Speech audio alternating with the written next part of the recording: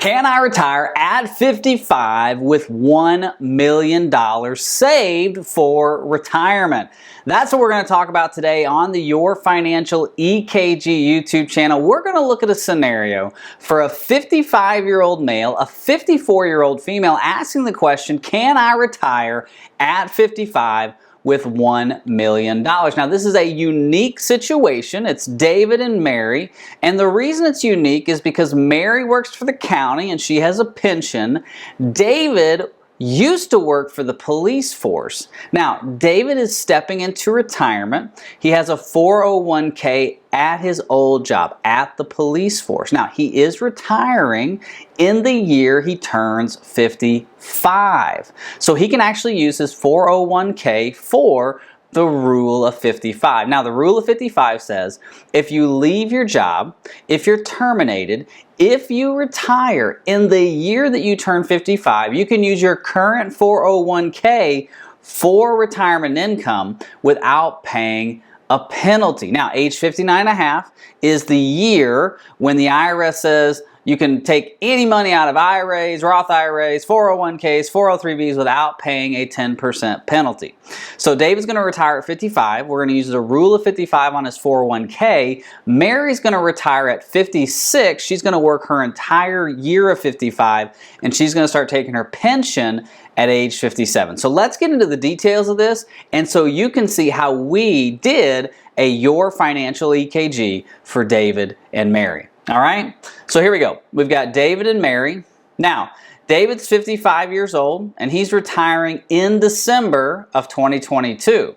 Mary is 54 years old, and she's going to retire in January of 2025, so at 56 years old. David's going to take his Social Security at 62, and that balance would be $2,075 per month. Now, he's taking Social Security at 62. That's 70% of his full retirement benefit. If he waited to age 67, he would get 100% of his full retirement benefit. And if he waited to age 70, he'd get 124% of his full retirement benefit. But the reason we're taking at age 62 is for David and Mary, we want to give some relief to their retirement investing accounts. They're taking all their retirement income from their retirement investments, and they have a higher monthly expenses, so we have a lot more retirement income we're going to need on a monthly basis. I'm going to show you that. So we're going to start Social Security at age 62 to give some relief to our retirement investing accounts. All right, now Mary gets a pension. She's going to take that at 57, and that's going to be $4,000 per month. She works for the county, and her projected COLA is 3%. Now, from an asset standpoint, we've got right at $1 million, so $1,029,305. Now, all this money outside of $40,000 is invested in the market. So, when you think about money being invested in the market, that money has to earn a rate of return, meaning it's earning something being invested in the stock market. So for the financial EKG, we're going to give each one of their retirement investments a 6% rate of return. And the reason I'm using 6% is simply this.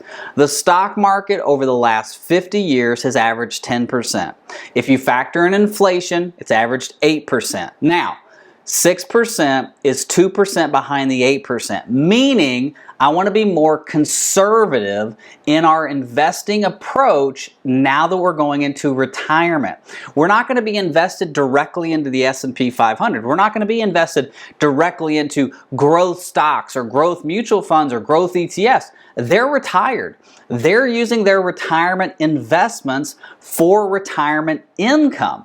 And if the market has too much volatility, then that's going to throw off their retirement income plan. So the projections that we want to have for their assets are very low because we want to be conservative.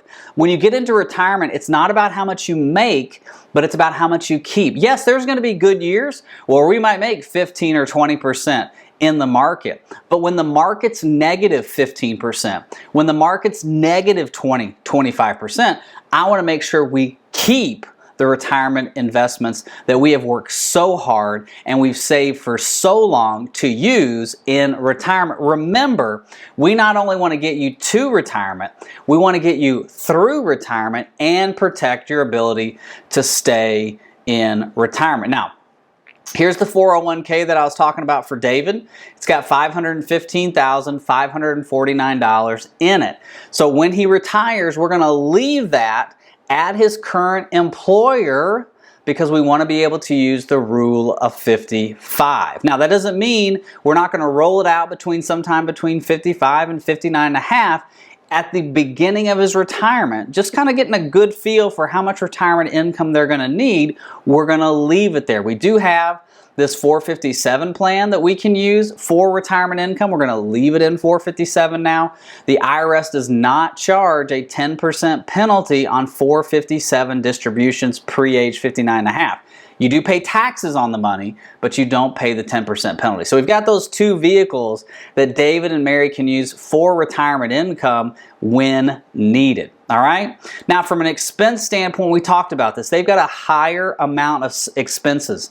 $6,500 per month is what they need in retirement income, plus we actually need an extra 1.6, so $1,666 as well. So not only do we need $6,500 monthly for the rest of their life, now this $6,500 is getting a COLA projection of 3.24%. So that money is growing at 3.24%. So when they get to retirement, the first day of January 1st of 2025, when both of them are retired, their projected monthly expenses after tax are $7,134. So this is after tax money too. So you got to remember, $6,500 after tax is really like $8,000 a month coming out of the portfolio, because how you're invested, how your accounts are qualified, meaning IRA, Roth IRA, 401k, 403b, 457, pension, Social Security, how you receive money out of certain retirement investments, certain retirement income, depends on how those vehicles are taxed. So if we're pulling money out of 401k and we need $1,000, we're actually going to have to pull out maybe $1,500 because of taxes. All right? So we've got that. Now, from a tax standpoint, let's go to the year 2023. Right now, in the early parts of their taxes, they're actually in an effective tax rate of 7.97, which is low. Where they're really going to feel some pain is once they get over 72 and they have to start taking out a required minimum distribution, and their expenses continue to grow and they have to pull more and more money out of their retirement assets that are qualified, meaning pre-tax. And Mary has that guaranteed pension that's taxable every month, and that's going to increase with COLA. So their taxes are going to continue. 10.86 in the year 2035. If we go to the year 2045, we bump up to 15.47. So for these people, once they get to a place where they feel comfortable in taxes, we might start talking about Roth conversions to get money out of pre-tax and into post-tax. Now again, we can't sprinkle pixie dust on all of our money and get it tax-free, but we can try our best to get as much tax-free as possible. So one of the things that we need to look at in this financial EKG are Roth conversion strategies, or taking money out of our IRAs and investing them in vehicles that will be tax-free down the road, okay? So pre-retirement, so this is going to be until Mary's retired. We should have about $1.1 million based on current projections when both of them are retired. So the $1 million question, can I retire at 55 with $1 million? We go here. David's 58 at this time. Mary's 57, because Dave retired at 55. Mary retired at the end of her 56th year, so she's 57. They've got $1.1 million saved for retirement when both of them are retired. And if you look at the bottom here, we go to age 100.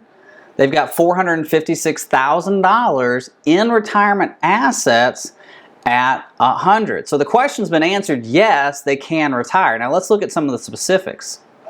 We go back up to the top. Here's Mary's pension, the $4,000. You see how it increases with COLA. Here's Social Security kicking on for David. So there's the $2,075. And here's our cash flow that's coming out. that extra income. It has a inflation adjusted increase on it as well. And so we have a decline of money coming out of our investments, meaning money, that negative red's not a bad thing. What it means is we're just using our assets for retirement income, which is what we're supposed to do, right? We're supposed to save our retirement investing accounts for retirement income. So they're using that. You can see it's less and less as the pensions and Social Securities are kicked on together. And then as they get older, it grows and grows and grows. Now, at 94 and 93, are they going to need $23,000 in monthly expenses? Probably not. But I just read a study. The number one fear in retirement is running out of money. The second fear in retirement is long-term care. The average cost of long-term care in Colorado, where they live, is $9,000 a month. Now that's a nursing home, full care, $9,000 a month. So if you think maybe I'm not going to need $23,000 a month in retirement expenses, well, what if you're in long-term care or some kind of care? So you might. I'm just saying, $9,000 today is different than $9,000 20 years from now. So when we look at the strategy overall, they actually can retire at 55 with $1 million. Now, they have a pension. We're taking Social Security early, but let's look at markets. Let's look at historical market returns and see what happens if we had invested this in the year 2000, or if we had started in the year 1968. Now, one way that we do this is through using the historical market analysis in the software. But another way we do this is through a Monte Carlo simulation. And I want to show you a Monte Carlo simulation.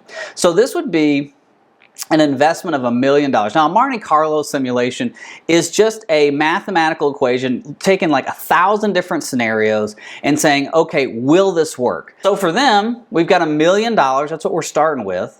Our withdrawal amount is $29,000 annually. Now, the reason it's $29,000 annually and not the $102,000, which is in the actual retirement EKG, is because we're taking out her pension and we're taking out his Social Security, because those are two forms of guaranteed income that have inflation, okay? So what we need out of our portfolio is only $29,000 per year, which is 2.9% with inflation per year. So we're going to do an inflation adjustment. We're going to do a withdrawal frequency annually just for the software. And we're going to look at this for 40 years. So I want to get them to 95 in the Monte Carlo. The tax treatment, pre-tax returns. All of their money's pre-tax, which means they're going to have to take taxes on top of the $29,000. We're going to look at historical returns for the simulation. So we're going to go back 100 years for historical returns. Yes. Full history is what we're going to use. Now, the inflation, we're going to use historical inflation, and we're going to rebalance the portfolio annually. Now, for this video, I made the portfolio super simple. Basically, we've got 60% in U.S. stock and 40% in bond. So what we're trying to figure out is, will this work if we have 60% invested in equity and 40% invested in fixed income? 60-40, kind of the foundational, traditional investing approach. So, does this work? Well, if you look, simulated portfolio balances, they go up, they don't go down. We don't like to see down, we want to see up.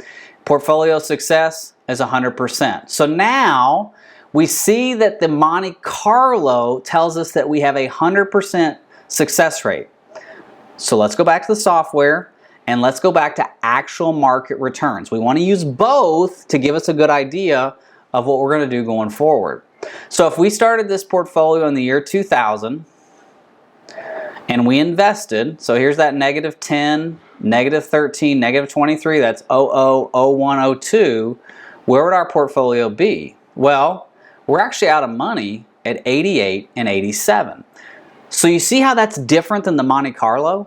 The Monte Carlo is not looking at everything in detail like the Your Financial EKG.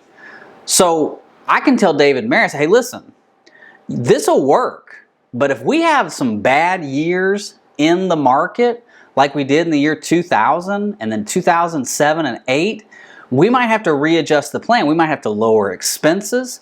We might have to look at taking a part-time job. So in reality, yes, this plan works, but there needs to be flexibility in the retirement income plan. Now let's go to another decade. I want to look at 1968. And the reason I want to look at 1968 is because I believe that's the decade that mirrors what we're going through right now the most. High inflation, we've got a bursting workforce. And so 1968 to 1982 was when we had high inflation, Jimmy Carter era, the oil embargo. Volcker came in as Fed president. He raised rates to try to lower inflation, which we finally got under control in the 80s. So if we started in 1968 investing this portfolio, all else being equal, we're out of money at 93 and 92. So it's better than 2000, 2010, but it still gives me some pause because 1968 to 1982, we didn't have the crashes like we had from 2000, 2010. We did have a crash in 76 of 40%, but that's really the only one.